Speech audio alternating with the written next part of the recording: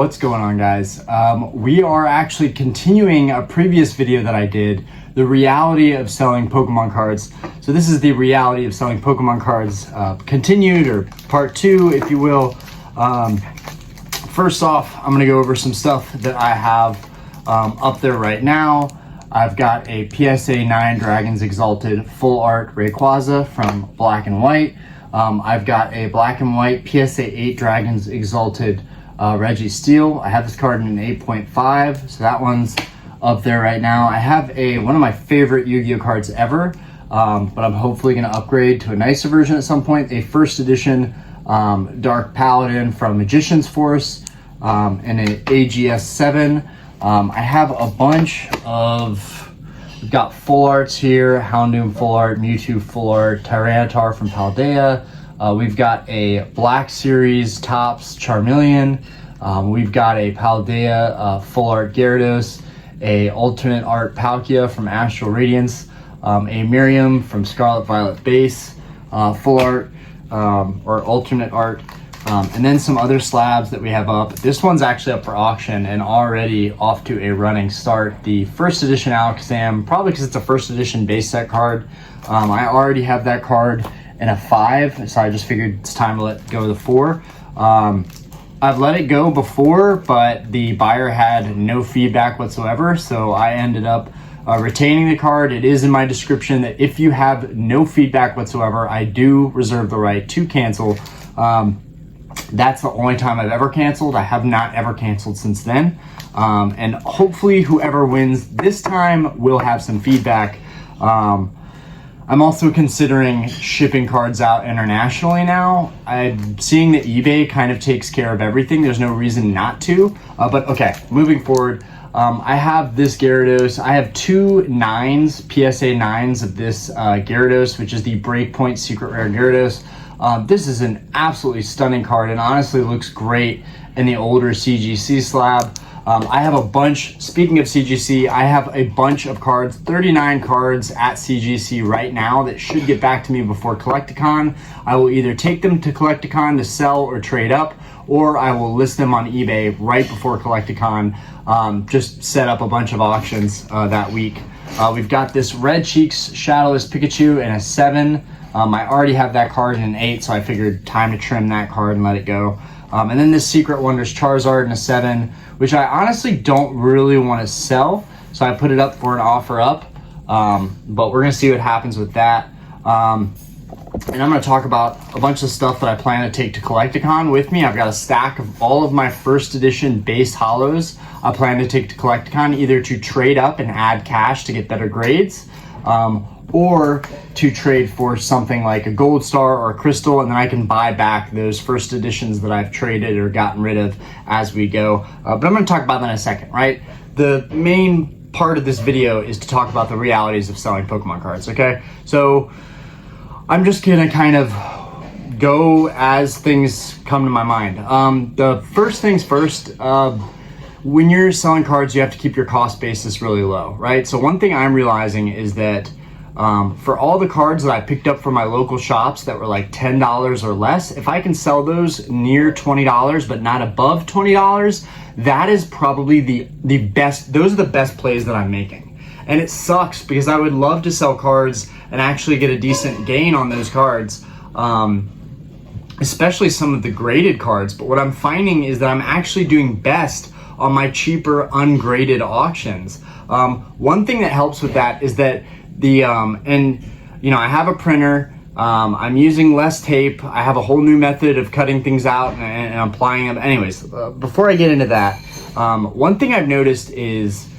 it's really easy to have a good profit margin on a card under $20 because eBay has the cheap 63-cent tracking stamp option that's for their envelopes, right? So if I get the card for $10 and it sells for 18 or 17 or even 16, even after eBay charges for that envelope and they take their cut, their 10%, their 12%, whatever, even after they've done all that, I'm still netting a couple dollars on the card that costed me $8, $9, $10. I'm still netting a sure profit on those cards, even after I report tax, even after the fees, even after the shipping. Right, because the card is so cheap and the margin is so much easier, and those cards relate to a lot more people.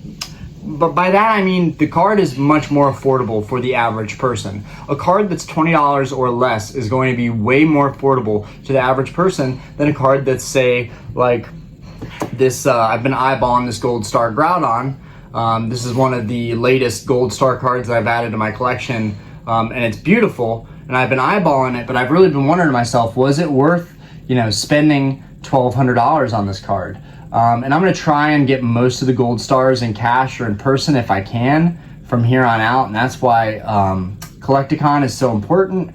This will probably be one of the last Gold Stars that I actually buy online, just because after taxes and everything and then waiting on shipping and the authentication process, it's kind of a waste of time. But I wonder, is it worth me buying cards for that expensive? Is it really worth it? Anyways, I imagine the average person goes through this when they are considering buying cards, right? And I just think it's much easier to make a lot of sales. To summarize what I'm trying to say, it's much easier to make a lot of sales if the card cost basis is cheap to you, and if it's cheap to the buyer, and you can pass down those savings, especially if the shipping is free and it's only costing you 63 cents to ship that card out. And if you're charging the 63-cent shipping cost, that's fine too, because then you're not taking a hit at all on the shipping. I think one thing that's important to note there on why you might want to charge shipping is because if you don't charge shipping, the buyers factor that in, right? And then they bid a little bit higher. That could hurt you.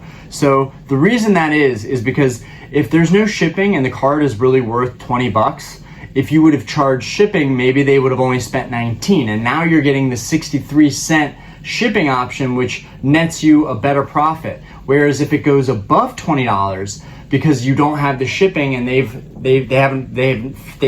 don't have to factor that in, now it goes to $21, let's say. Now you have to pay $4 to ship that card out, and so now you're taking 10% off the top, so now you're at 18 or 19 from 21, and then you're paying $4, so now you're at 15 from 21, and then you have to pay taxes on that too. You actually would have done better if you would have charged shipping, taken a slight hit, and sold that card right under $20, because they have to factor that in. So that's something that I'm considering. All of my auctions start at 1 penny.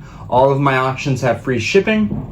But that is something that I am seriously taking into account, that maybe it would be better for me. If the buyer does a bid that costs less, for a cheaper card, I want it to go under $20. I do not want a cheap card to go over $20, because then the shipping eats into anything that I would make on that card. So there is actually kind of a formula right now. I think it's great because a lot of the English, gallery cards and beautiful artwork cards, take for example, I'll get two out that anybody who's watching this video can probably go to their local card shop and pick these up and sell them. And right now the market is getting crushed. But take these guys for example, the Tyranitar from Paldea and the Scarlet Violet base Gyarados Full Art, right? Both of these guys are hovering around the $20 mark right now. That is great, because if you can pick these cards up for $10, because there's so many of them out there, and it's not a target,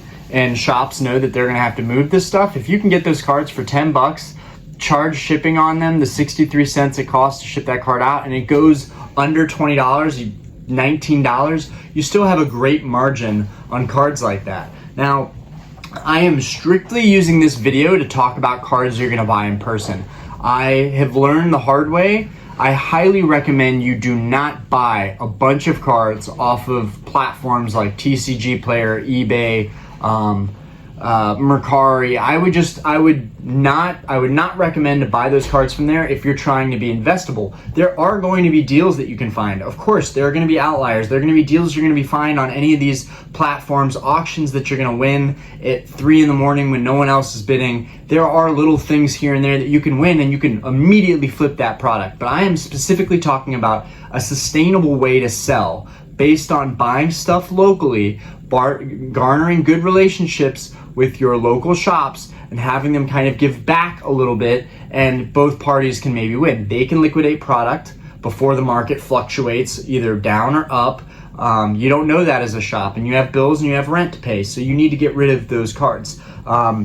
And then you have the allocations on the new product that's coming in. You have to get rid of that product too. So there's a lot of pressure from the shop owners that I've talked to. There's a lot of pressure to get product out, and that's why it's highly beneficial, and I would recommend going to your local shop and trying to give them good business by buying maybe 10, 20, 30, 40 cards, 30, 40 singles, and try and get a deal on that. And then when you're selling online, you should have a better margin. Not to mention, you're not waiting for all this mail to come in and then sort through it. I've been through this stuff, guys. I can tell people what works and what doesn't work because of the experiences I'm having. I am having failures as a seller so that you don't have to, right? I am selling cards and learning about things and learning about the market so you don't have to. I would love to make this more of a regular segment. I'm glad a viewer reminded me to do an update video on the reality of selling Pokemon cards, because the reality is that it's not as hot as it might seem. There are very intelligent, ambitious people out there that are motivated and can find the right deals and that are doing riskier plays than me, that are buying stuff off goods and services based on, references a seller may have, and they're doing stuff off of these platforms. I'm going to start doing deals off of these platforms, but the reason that I wouldn't necessarily recommend that to everybody is because you can get screwed over, you can get scammed, and there's a really good money back guarantee that eBay has. That I know eBay and PayPal, it's basically goods and services, it's basically the same thing, but they're still not. So I wouldn't fully recommend goods and services over using eBay and having the safety of that platform. I know it hurts sellers, I know it hurts buyers, it hurts everybody, but the peace of mind when you're buying a card that's $1,000 or $2,000 or $3,000, the peace of mind and the assurance from the authenticity guarantee and the 30-day money-back policy, I think that's really, really good, particularly the authenticity guarantee. Now, a problem with the authenticity guarantee when you're buying cards and buying them to flip and you want them authenticated before you go for that flip, I guess, sometimes it doesn't get properly authenticated. I actually have had an instance where I bought a card recently that I had to kind of verify myself and say, everything about this card checks out. eBay just screwed up. And it was because they said that the seller hadn't categorized the card properly. I have a Crystal Nidoking that did not come with an authenticity guarantee, but it was listed that it would get an authentication process done. That's fine. The other card that came with it had an authenticity guarantee, and it specified that it was just miscategorized, so they could not do that service. The seller had really good feedback. The other card was authenticated. I'm 100% sure that the Crystal Nidoking was real, but that's just a perfect example of where it might not always get authenticated. And so you kind of have to weigh out the pros and cons of using these platforms and then working off of these platforms. One of the best ways to work off the platform is in person, maybe meeting up people, Facebook Marketplace, maybe Craigslist. Not highly recommended, but I would say the best way to meet in person is either through the shops, if they have trade nights, or conventions. Collecticon is coming up, so I've been trying to avoid buying any cards before Collecticon, even though I am still failing at that because there is still a card I am about to get my hands on that I'm very excited to announce on the channel. I would, if you have these kind of conventions coming to your town every couple months or at least once a year, I would honestly save everything for a convention like that. I would wait till you can see all these cards in person, not have to wait on anything, not have to deal with shipping, not have to go through all this extra hassle to buy these cards that you really want. I would save, and then you have the cash bargaining tool on your side at these conventions, because a lot of these vendors, they're gonna want cash over more cards. I do thoroughly believe that. Okay, getting way off topic here. When you are selling cards, what I've noticed is between the bids, the auctions that I have, and the buy it now listings that I have that allow for offers, I think the auctions are doing better for me overall. One thing I've noticed is all of my offer up listings, they've just been sitting there. And I did sell one recently, but they just sit there for the most part. I already have a platform that I use for those kinds of sales with stuff that I'm willing to sit on for forever. I have no rush to get rid of it.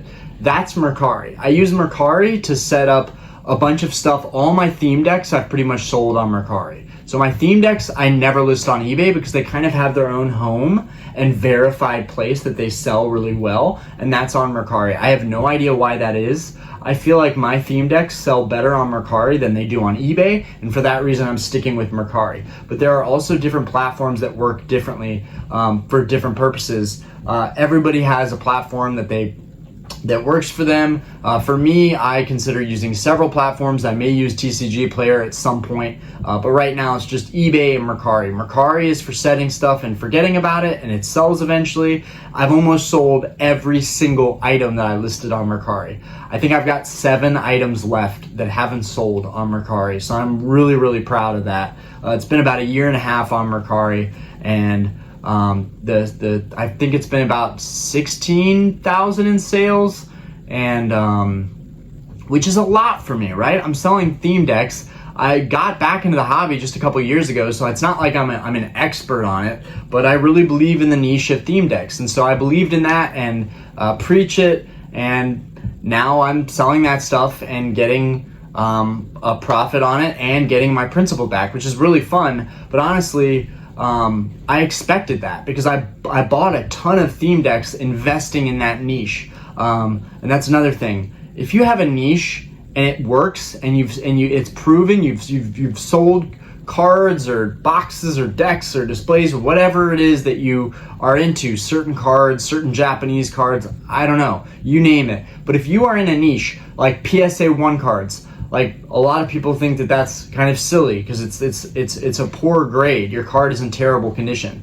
But there are people that collect that stuff and buy that stuff for premiums. So, if you have a niche and it works for you, or you have several niches and they work for you, stick to that. Do what works. Don't fix it if it's not broken. And that's one thing I've learned, that my best sales have been from theme decks. I honestly can say that my best sales are all theme deck sales. I can't explain that, but my auctions are a lot more of a risk for me than my just set it and forget it sales on Mercari.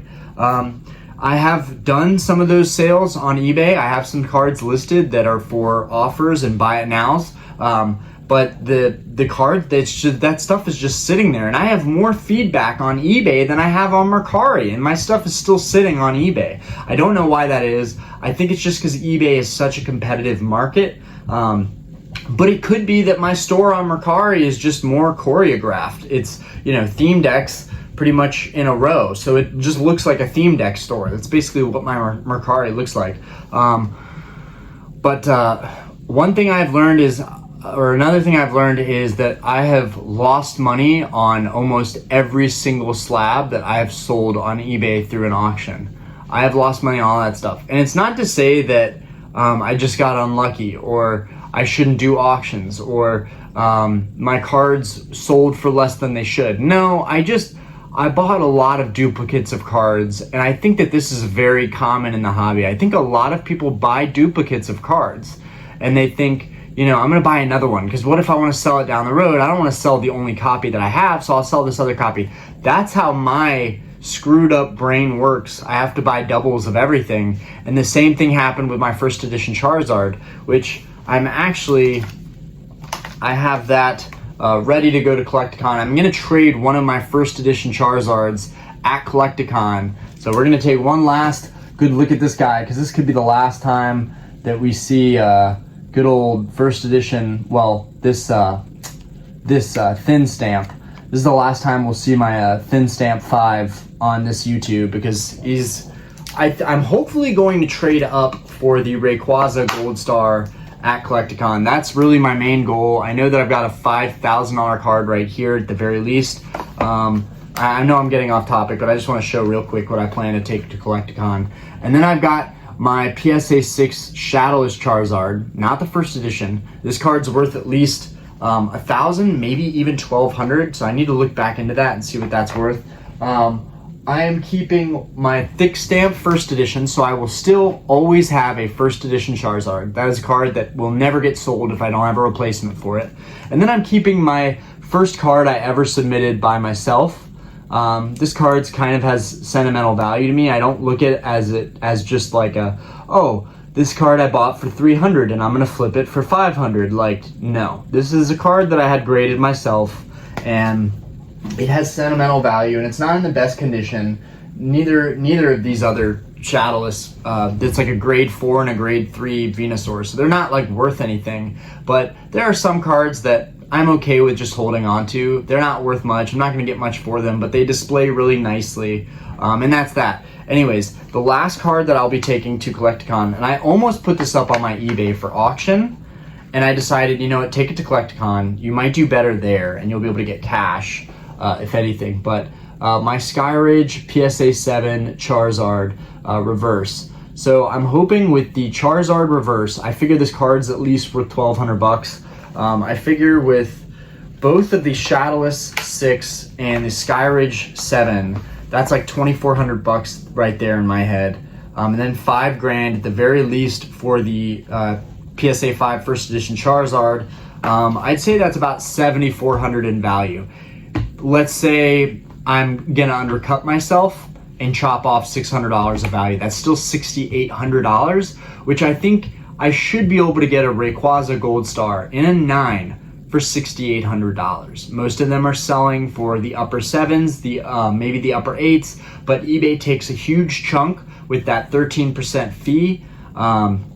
So a huge chunk of that money actually gets taken out, and then it has to be authenticated, then it has to ship, and there's a lot of variables there. I'm hoping a seller will be willing to bargain with me on these 3 cards, and I'm willing to add cash, maybe some other Grail cards to that as well, in hopes to get the Gold Star Rayquaza. That is the #1 card on my hit list right now, I would say.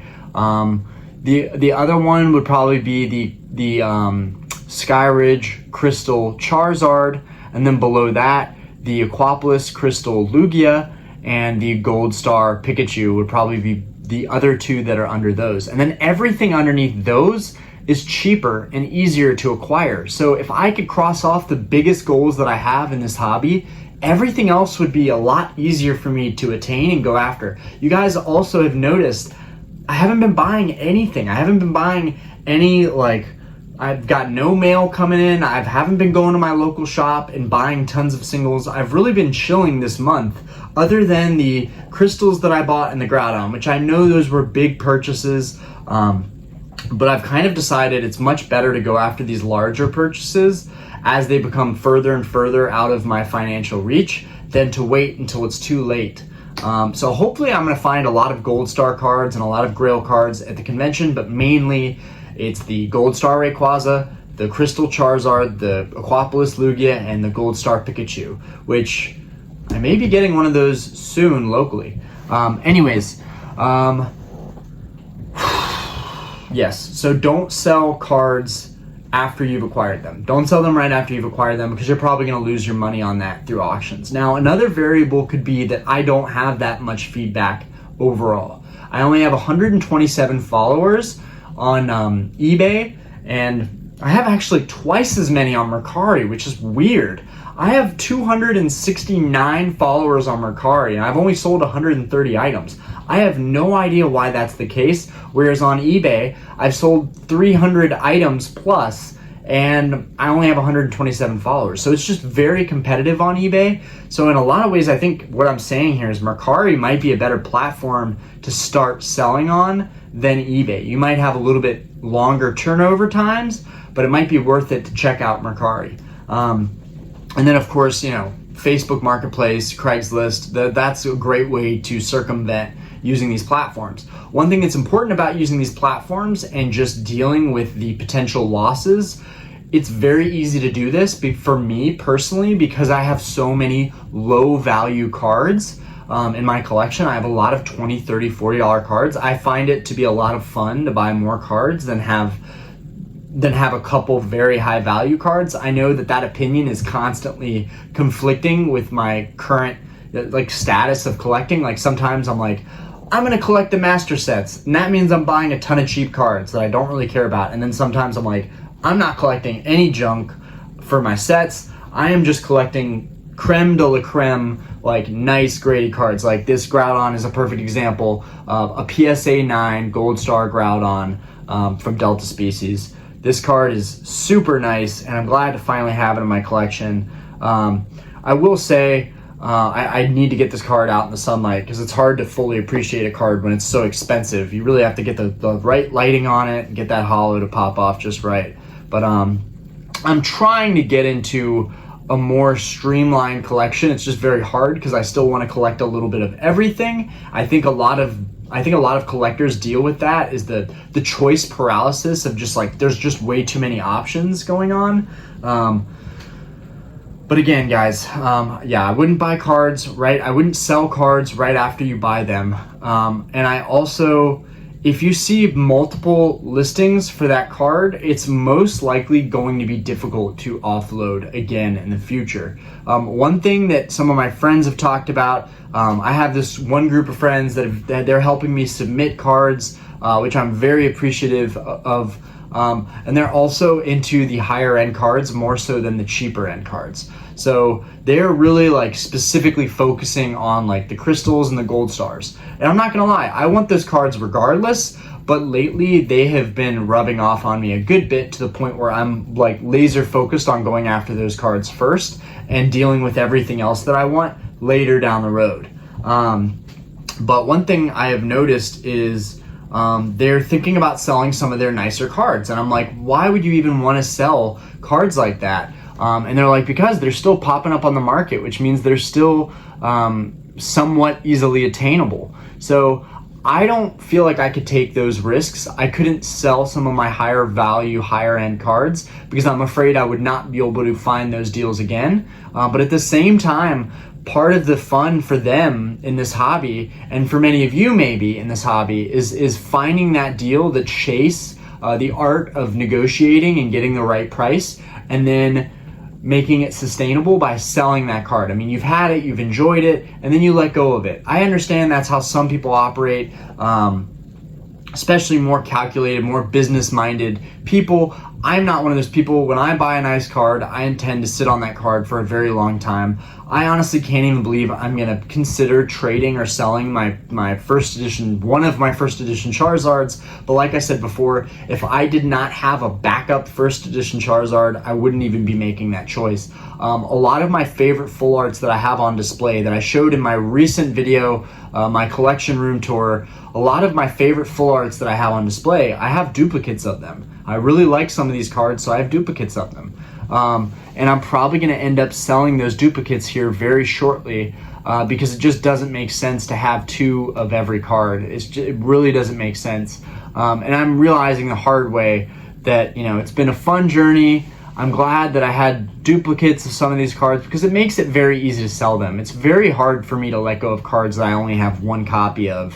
Because I don't know when I'm going to see that card again, or if I'm going to end up paying more the next time I see that card again. And that's something that you guys will have to think about as sellers and buyers. You know, when you're buying something, if it was hard for you to get your hands on, you have to consider that when you're selling that card, that you might not find a deal on that card again like that. Now, right now, I am, as a seller, the clock is ticking because Collecticon is coming to Charlotte.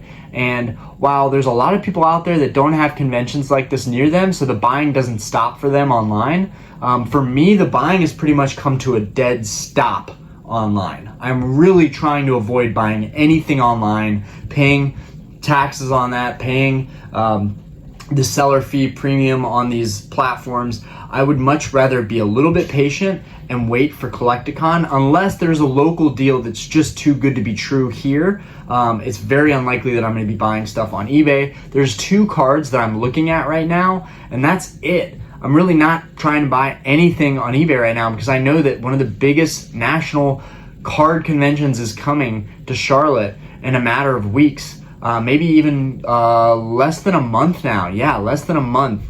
It'll be here in Charlotte. So it's very nerve-wracking, and it definitely makes you sweat a little bit because you're like, I need to get rid of this stuff. And even the deals locally, like I have some friends trying to sell me some cards locally, and I'm even considering like backing out of those because I know that this convention is going to be big and it could give me a shot to find all of these cards for less money at the convention. You know, there could be hard economic times ahead. People might be wanting to unload their nicer graded cards, and I just don't want to get caught paying top dollar premium prices for these cards. As much as I badly want them in my collection, I also, speaking of I don't want to overspend. I have a family, and that means I have to be financially responsible, and I have to respect that I have other priorities, and mainly being my wife and child just got back from Portugal, and so, you know, I'm going to be paying for groceries, diapers, just random house supplies, just all kinds of stuff, you name it. And so I have to keep in mind that like these are things that are more of a priority, and that my home life and my family life is more important than anything that I could try and collect or cards that I could try and buy. So I need to be extremely cautious and careful about what I'm buying. And the only cards that I should be buying are cards that I really, really, really want and will appreciate on a daily basis. That's one thing I'm trying to practice more, is like going outside once a day with cards that I really like and appreciating them in the natural light and enjoying having these higher caliber cards. Because if you're not appreciating it, there's really no point to own it anyways. And that's another point that I'm gonna make. If you have a lot of cards that are just sitting and you never look at them, you should definitely just sell them. You should sell them, recoup some of that equity, and maybe put it into something that you would really appreciate and look at on a more normal basis. I know that it's fun to have hundreds of cards that are in the $10, $20, $30 range, but they're all just sitting there. You know, that's kind of a situation that I'm in right now. I have to unload all these cards that I bought from local shops. And at first it was so exciting to buy the cards, and now I'm dealing with the repercussions of all the work it's gonna take to list these, right guys? I wake up in the morning, I go to my desk, which I showed you guys in my little, I did a morning routine video where I showed like kind of how I get up every morning. I have protein or creatine. I get some cards ready to ship out at my desk in our living room. And so I go to that desk and I dread it. Every day I go to that desk and I dread it. I go over there, I'm like, oh my God, what's sold today? Because I've been selling stuff nonstop lately. And that's allowed me to get over 300 sales within 1 month. That's been pretty huge for me. You know, I don't think I could have done that if Diana and Aspen didn't go to Portugal to visit her side of the family. That gave me time to really slim down my collection and sell a lot of stuff. And I still have so much to do. I have theme decks that I have duplicates of. I have to get those sold at some point. I've held on to way too much, and I just can't afford to. It's not like I bought this stuff 20 years ago and I got it all really cheap and I have to sell it because there's profit. No, I got all this stuff a couple years ago.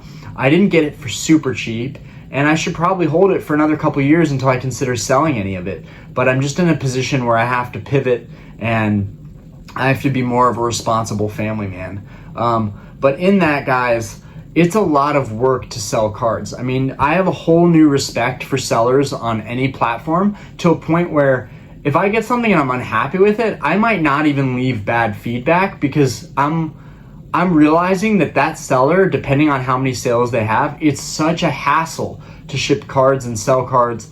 And I know that you might be thinking, well, you shouldn't be selling or shipping cards if you don't want to. If it's a hassle and it's kind of an annoyance, then you shouldn't do it. And, you know, it's an exaggeration. It's a little over dramatic. Some days I'm just not feeling my best and I don't really want to deal with packaging and shipping stuff out, and I'm struggling. Other days I wake up well rested, I'm having a good day, my check just got deposited, I'm doing great, I'm like, I'm gonna be extra productive and I'm gonna make some more money and sell some more cards.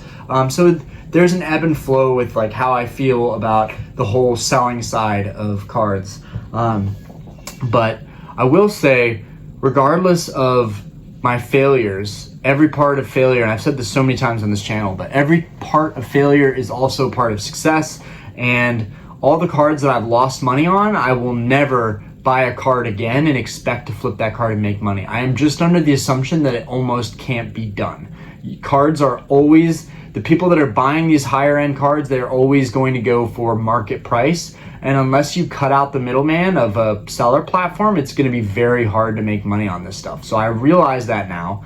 People have been telling me that for a while, but I realize it now more than ever. But it's keep in mind that when you're collecting all these cards, you may need to get rid of them at some point. You may need to cash out at some point. You may need to get some of that equity back for other more important things or emergencies. God forbid, like me, you have a huge property tax bill that you weren't ready for. And then you have a huge car repair bill that you weren't ready for. And then boom, the other car starts having problems too. So now you are not selling because it's a nice side hobby. You're selling because you have to sell. And I think that's what's affected me this month more than anything, is that I know that no matter what I make selling any cards, it's just going into property taxes and car repairs. And that's life, right? That's being an adult, having other financial responsibilities. But it's my job, now that I have this channel and I have a platform and we have a decent subscriber base, it's my job to make videos that are meaningful. And sometimes I need a push. I need a little push to do that. And I'm really glad that somebody told me to do a follow-up video on my selling experiences, the reality of selling Pokemon cards. Because the reality is that it's hard. It's hard, it's tough, and unless you have a really big following and you just don't stop at all, it's very hard to keep that momentum up, keep that momentum going. So I will also remind you guys that I didn't really start an eBay to sell my cards. I mean, I was motivated by being influenced by so many people in this hobby that are very sustainable collectors. They buy, they sell, they trade. Like, that's never been me though. I am not that type of person. I'm the type of person that I am, the type of collector that I am. I buy and I sit on and I don't think twice about it. I have a very lazy way of collecting, and I don't want to put in any additional work to trade stuff or sell stuff. But now I'm realizing that that's a big part of making this hobby sustainable, and that, you know, God forbid if anything comes up, you're going to need to sell cards. So you might as well get pretty well versed in the art of selling them. But yeah, the reality is that it's tough. It's painful sometimes to let go of these things, especially if you have sentimental value to them. But I just tell myself that it's all part of the process. And yeah, let's see, what could be more informative? Okay, one last bit. Gosh, 37 minutes. Okay, one last bit that I'm going to say is sometimes you are better off selling your raw cards than getting them graded, right? So on this last batch of cards that I bought from my local shop, I still have about $400 to $500 in value that I still have to recoup from the shop. I think, or no, yeah, maybe like 400 or 500 across all of my hauls with the extra cards that I have left to sell that I need to make back. And that's including the costs of the Yu-Gi-Oh! Booster boxes that I bought. I'm just trying to make everything sustainable as possible. So with that, I'm about to spend $600 to get my PSA cards back and my CGC cards back from getting graded. So now, on top of the maybe $400, $500 in value I could get from selling my single cards that I ended up shipping off to get graded, now I have to add the graded cost into that. So if I owed $400 or $500 and the grading is $600, now I have $1,100 that I need to pull together to make all of this worth it. And this is me being as real as possible. It is not easy to make this sustainable. To make it sustainable, to do really well flipping graded cards, you need to have a really good eye, and you have to nitpick every detail. And I don't care who you are, that is very, very difficult to do online just looking at photos, especially if the photos can be misrepresented, which oftentimes is not always the fault of a seller, but could be just low camera quality, not good enough lighting, other variables that aren't directly tied to the seller. And I try to do a really good job about that. I've been zooming into my photos a lot more to have closer, higher quality photos of the cards that I have up for sale. But one thing that, again, I'm trying to make is they were telling me you might be better off leaving these ungraded and selling them. But I was so excited about getting the cards graded that I decided to send them in anyways. So pray to God, I'm going to probably sell 30 of the cards that I'm going to get back from CGC. if those 30 cards can at least get, and some of them should go way over 30, but especially if they get 10s or pristine 10s, but if some of those cards can get 40, 50, 60 bucks and I'm going to sell 30 of them, I'm about to learn that maybe grading cards that are new modern cards that would grade highly could be a really good business method. And the only reason I would say that would work is because, one, I have a really good relationship with my shop. Two, I'm buying bulk. I'm buying a lot of these holos to make it affordable for myself. And I'm negotiating beyond the discount I get for buying a lot of these single holographic cards. I'm negotiating. Yeah, then maybe if you can keep your grading costs down low enough. I know that PSA is the gold standard of grading. We know this, but PSA is not cheap at all. CGC really has a lot of value there because it's cheaper. And people are really loving the CGC new slabs. That's something to keep in mind, that maybe it's not the worst idea to get your cards graded by CGC and then sell them that way. The other thing, the reason that I really wanted to try out this whole grading thing that you guys have been pushing me for, and that's going to be a great video when those cards come back right before Collecticon. We'll do a big submission reveal of everything that we're getting back, and I'll show you guys the grades that I got. But one thing that's really important about that to me personally is that I don't have to haggle. The grade is the grade. Professional graders have graded and protected and slabbed this card so that I don't have to, right? So that I don't have to protect it. I mean, obviously I'll ship it in, a bubble mailer or cardboard, whatever, team bag, whatever. But I don't have to dispute. The grade is the grade. eBay is not going to deal with, especially if it's a card over $300, it's been authenticated. You don't have to deal with eBay or having something returned to you.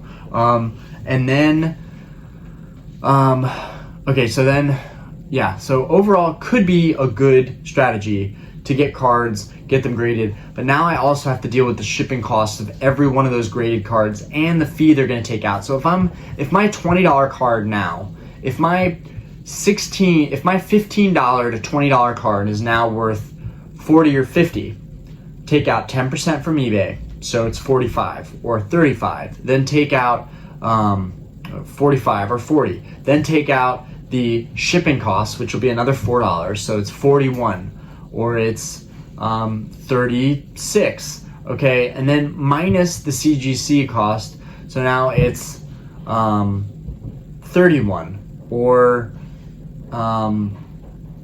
$16 if the card only goes for 40, 10% taken out of that, that's 30. Then you take out the 10 from CGC and the insurance, the shipping. Basically, okay. So this is a problem with getting cards graded, and you really have to keep your cost basis extremely low for this to work out. If you are selling cards in the current market and you're not waiting several years, okay? So if I buy these cards for $10, $11, $12 and they sell for $18, $19, $17, the eBay fee is minimal, the shipping cost is minimal, and I still have a guaranteed profit margin on these cards. I don't have to do any extra work. I buy them, I sell them. That's that. Take for example the Suicunes that I sent in from Crown Zenith. If that Suicune hits a 9 or a 10, I think in a 9 or a 10 for CGC, the Suicune's probably around $50 to $70. Maybe even less than that. Maybe because it's CGC, it's worth 40. Let's just say it's worth $40 in a CGC 9, okay? The shipping is $4, so now it's $36. The fee on that is another $4, so now it's $32. And the cost to get it graded was $10, so now it's $22. The sale is still gonna be $50, and you're gonna be paying taxes on that too. So you're netting $22 after all this extra work.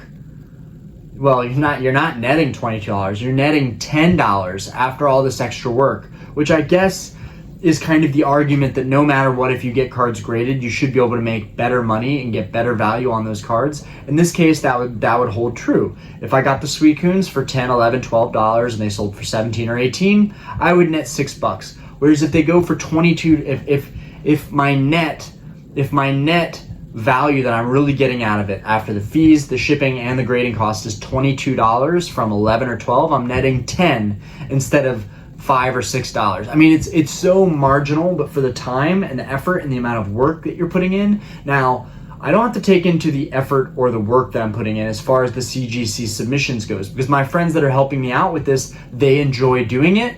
So for them, it's just more of an activity.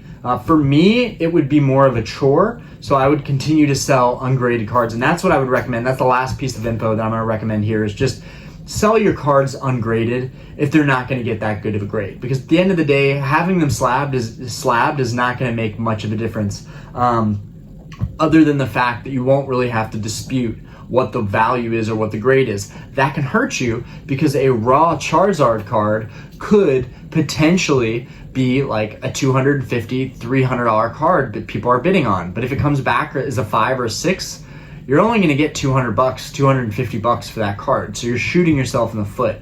So the vintage cards, you really gotta make sure those are super clean. I think for the modern cards, most of them are going to be in really good condition, so you have a really good chance to get a high grade on those cards and to maximize the value you get out of it. But I've ranted way too long. I need to make bullet points for videos like this. But anyways, guys, I hope you enjoyed my rant style videos. I know it's been a little bit since I did a video about 3 days since I did a Pokemon based video. I recently did a video on one of my sports cars, which I'm really happy about because there are several things that define me as a person, and it's not all Pokemon. I definitely am a big sports car fan, and I like to talk about investments and fashion. There's a lot of things. I've talked about that in other videos. But anyways, I appreciate you guys watching all of my content and following me through this journey. I just want to say this one last little bit. My family is still wondering. Like, my family... When I say my family, I mean like my direct family and my extended family on my wife's side. Everybody is watching and trying to see, like, is what Orion doing, is it worth it? And so your support directly feeds into my confidence of feeling like this channel is worth it, and me talking to a camera every other day, every couple days, it's going to pay off in the long term. You know, sharing my ideas, sharing my collection, sharing my goals, sharing my strategies, sharing my know-hows with you guys, all that stuff is going to pay off in the end. And I really appreciate your support, because not everybody in a YouTuber's immediate close life is going to believe in them. And so it means a lot to have the online support and the community that we've built here having my back. I really appreciate that, guys. It means a whole lot to me. Anyways, I'm going to let you guys go. I hope you enjoyed the video. Peace out.